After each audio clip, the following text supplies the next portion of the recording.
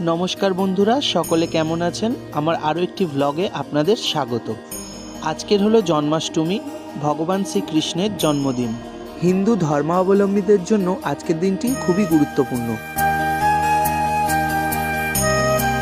ভগবান শ্রীকৃষ্ণ ছিলেন বিষ্ণুর অষ্টম অবতার এবং কংসের কারাগারে দেবকীর অষ্টম পুত্ররূপে জন্মগ্রহণ করেন। আজকের এই শুভ দিনটিতে ভগবান শ্রীকৃষ্ণের জন্মবৃত্তান্ত সম্পর্কে কিছু জেনে নিই। শ্রীকৃষ্ণের জন্মতিথি ভাদ্র মাসের কৃষ্ণপক্ষের অষ্টমী তিথিতে রোহিণী নক্ষত্রে পালিত হয়। এই দিনে ভক্তরা উপবাস করে বিভিন্ন পূজা অর্চনা করে ভগবান শ্রীকৃষ্ণের জন্মদিন উদযাপন করে। বিভিন্ন মন্দির ও ঘরে এই দিনে বিশেষ উৎসব ও অনুষ্ঠান আয়োজন করা হয়। জ্যোতিষশাস্ত্র অনুযায়ী শ্রীকৃষ্ণের জন্ম হয়েছিল 3228 খ্রিস্টপূর্বাব্দে। মথুরার রাজা কংস ছিলেন অত্যাচারী শাসক। তিনি একদিন জানতে পারেন যে দেবকীর অষ্টম পুত্র তার মৃত্যুর কারণ হবে। এই কারণে রাজা কংস তার বোন দেবকী ও তার স্বামী বসুদেবকে কারাগারে বন্দী করে রাখেন। দেবকীর গর্ভে জন্ম নেওয়া একে একে 6টি সন্তানকেই কংস হত্যা করে, আর সপ্তম সন্তানকে যোগমায়া দেবী গর্ভে প্রতিস্থাপন করেন এবং অষ্টম সন্তান রূপে ভগবান শ্রীকৃষ্ণের জন্ম হয়। ভগবান শ্রীকৃষ্ণের জন্মের সঙ্গে সঙ্গেই একটি দৈববাণী শোনা যায় এবং সেই দৈববাণী শুনে বসুদেব ছোট্ট শ্রীকৃষ্ণকে নিয়ে নন্দের বাড়ির উদ্দেশ্যে গোকুলে রওনা দেয়। পথে ছিল যমুনা নদী, তার উপরে বর্ষাকাল, তাই যমুনা নদী ছিল কানায় কানায় পরিপূর্ণ। আর এই ঝড়জলের রাতে ভগবান শ্রীকৃষ্ণকে মাথায় নিয়ে বসুদেব যমুনা নদী পার করে গোকুলে গিয়ে নন্দের বাড়িতে ভগবান শ্রীকৃষ্ণকে রেখে আসেন। তো এরপর ভগবান শ্রীকৃষ্ণ গোকুলেই বড় হতে থাকে এবং বিভিন্ন রকমের বাল্যলীলা করতে থাকেন। সেই বাল্যলীলার একটি গল্প আমি তোমাদেরকে শোনাবো। তো একবার শ্রীকৃষ্ণের সন্ধান না পাওয়ায় রাজা কংস পুতনা রাক্ষসীকে 6 মাস বয়সী সমস্ত শিশুকে হত্যা করার আদেশ দেন। রাজা কংসের নির্দেশ মতো রাক্ষসী পুতনা বিষাক্ত স্তনপান করানোর ছলে একের পর এক শিশুকে নির্মমভাবে হত্যা করতে থাকে। অবশেষে যখন পুতনা রাক্ষসী শ্রীকৃষ্ণের সন্ধান পান, তখন তাকেও স্তনপান করাতে যান। তখন মাত্র 6 মাস বয়সেই শ্রীকৃষ্ণ স্তনপানের মাধ্যমে সমস্ত বিষ শুষে নিয়ে পুতনা রাক্ষসীর প্রাণনাশ করেন। তো এরপরে ভগবান শ্রীকৃষ্ণ একে একে কালীয়নাগ, বকাসুর ও বিভিন্ন অসুরকে তিনি বধ করেন। ভগবান শ্রীকৃষ্ণের জন্মের সময় ছিল চারিদিকে অরাজকতা, নিপীড়ন, অত্যাচার ছিল চরম পর্যায়ে। মানুষের স্বাধীনতা বলে কিছুই ছিল না, সর্বত্র ছিল অশুভ শক্তির বিস্তার। তাই ভগবান শ্রীকৃষ্ণ সব অশুভ শক্তিকে পরাস্ত করে সমাজকে কলুষমুক্ত করেন। পরবর্তীতে ভগবান শ্রীকৃষ্ণ কংসকে বধ করে মথুরার সিংহাসনও পুনরুদ্ধার করেন এবং প্রজাদের দুঃখ মোচন করেন। মহাভারতে ভগবান শ্রীকৃষ্ণ একজন কেন্দ্রীয় ও গুরুত্বপূর্ণ চরিত্র ছিলেন। কুরুক্ষেত্রের যুদ্ধের সময় ভগবান শ্রীকৃষ্ণ অর্জুনের রথের সারথি হয়েছিলেন এবং বিভিন্ন পরিস্থিতিতে অর্জুনকে সঠিক পথ দেখিয়েছিলেন। তো বন্ধুরা, ভগবান শ্রীকৃষ্ণের সম্পর্কে এই কথাগুলো তোমাদের কেমন লাগলো প্লিজ আমাকে কমেন্ট করে জানিও। তো এবার আমি তোমাদেরকে বলি আজকের পুরোটা দিন আমি কিভাবে কাটালাম। তো বন্ধুরা, তোমরা দেখতেই পেলে প্রথমে ভগবান শ্রীকৃষ্ণকে আমি স্নান করিয়ে নিলাম, তারপরে একে একে সমস্ত ঠাকুরকে স্নান করিয়ে আমি নতুন পোশাক পরিয়ে দিলাম। তো তারপরে আমি ঠাকুরকে সকালবেলার পুজো দিয়ে দিলাম আর তারপরে আরতি করে নিলাম।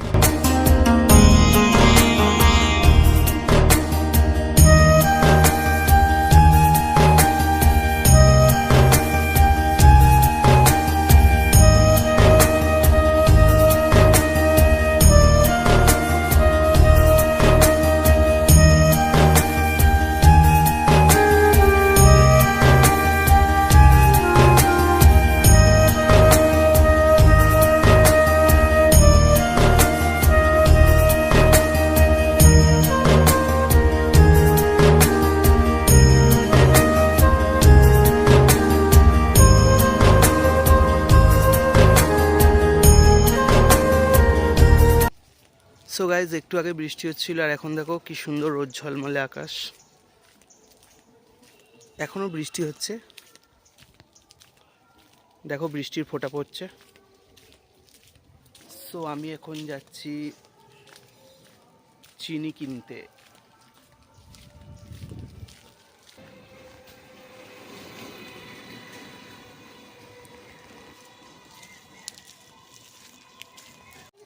সো গাইজ দেখো, জন্মাষ্টমীর দিনে ধেনু এসছে। এটা হচ্ছে একটা ধেনুর বাছুর। হাই, আর দেখতে পাচ্ছ আজকের দিনটা কত রোদ ঝলমলে, একটু আগে বৃষ্টি হচ্ছিল।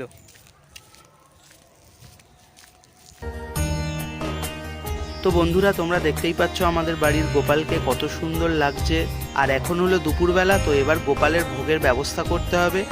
চলো আজকের কি কি ভোগ রান্না হয়েছে তোমাদেরকে দেখিয়ে নিই। তো বন্ধুরা দেখতেই পাচ্ছ এখানে পায়েস তৈরি হচ্ছে, আর পায়েসটা আমি বানাইনি, পায়েসটা মা বানিয়েছে। গোপালের ভোগ হিসেবে পায়েস দেওয়া হবে। আর এইদিকে দেখো সমস্ত রকমের সবজিগুলো কাটা হয়ে গেছে, কারণ আজকের হবে লুচি এবং 5 রকমের ভাজা। তো সেই জন্য আমি 5 রকমের ভাজা আগে করে নিচ্ছিলাম, কারণ এই ভাজাগুলো করতেই অনেকটা সময় চলে যায়। আর আমার মা ওইদিকে গোপালের জন্য বিভিন্ন রকমের পিঠেগুলো বানাচ্ছিল, কারণ জন্মাষ্টমী আর গোপালের জন্য তালের পিঠে তালের বড়া হবে না তাই কখনো হয়। আর দেখো এদিকে বৃষ্টিও শুরু হয়ে গেছে।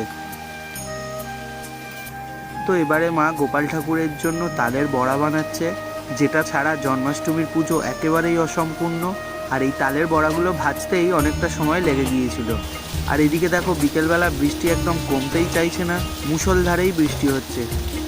তো বন্ধুরা আমার জোগাড় যন্ত্র প্রায় শেষ হয়ে গেছে। তো এবারে আমি গোপালের সামনে ভোগ নিবেদন করেছি। তো ভোগের মধ্যে অনেক কিছুই ছিল, তোমাদেরকে আমি পরে ডিটেলসে দেখাচ্ছি। তো ভোগ নিবেদন করা হয়ে গেলে আমি ঠাকুরকে আরতি করে নিই।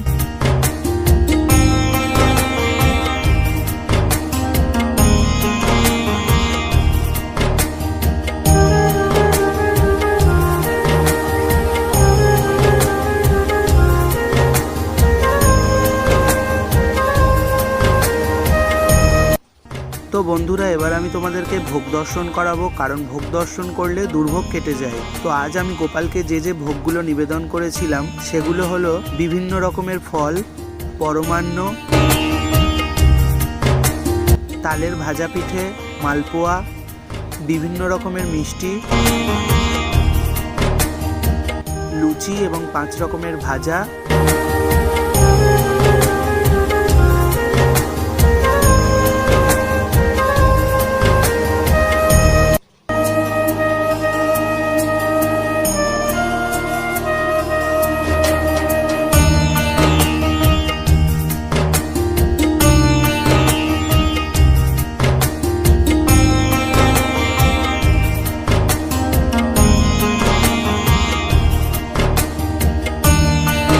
তো বন্ধুরা আজকের ভিডিওটা আমার এই পর্যন্তই। ভিডিওটা তোমাদের ভালো লাগলে একটা লাইক করে দিও, আর কমেন্টে জয় গোপাল লিখে দিও। তোমাদের কাদের কাদের বাড়িতে গোপাল আছে প্লিজ আমাকে কমেন্ট করে জানিও।